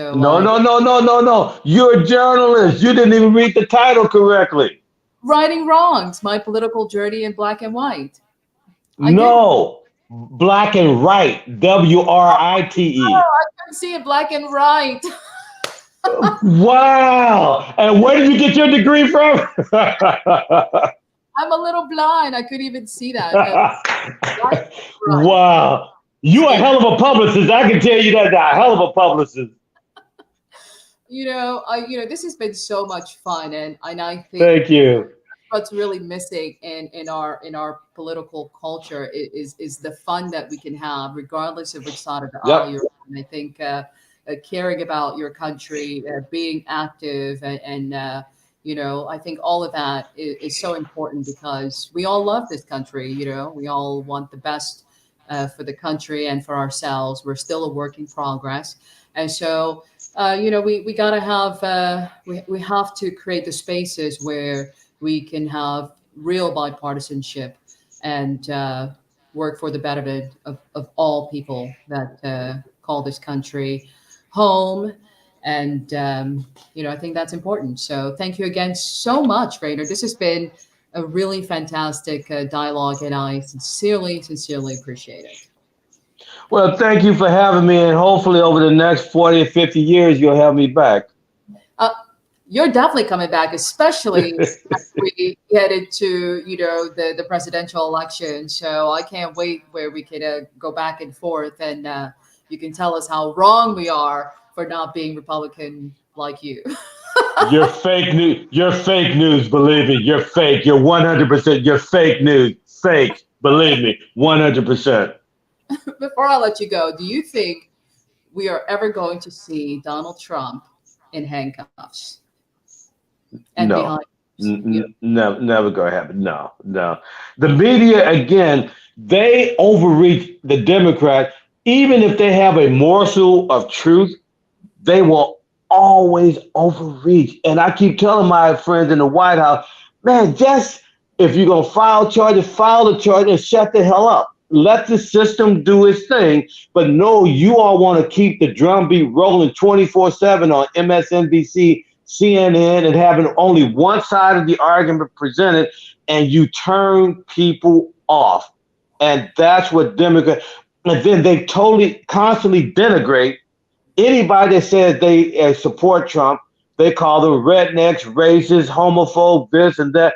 No, why can't it just be you just disagree with folks who support Trump? They don't have to be bad people. You just disagree with them. Therefore, the Democrats have this Trump derangement syndrome, and they always are going to overreach, and it's going to bite them in the butt on these lawsuits. Trust me. Well, we'll see. Wisconsin Supreme Court election showed us a little glimpse into the future, so we'll see where this whole thing lands. But in the meantime, thank you all so very much for joining me again for another edition of EPA Live. I'm your host, Jeanette Lenoir with ePluribusAmerica. And don't forget, this is our American culture. Thank you all for joining me. And thank you so much, Rainer. And we'll talk again soon.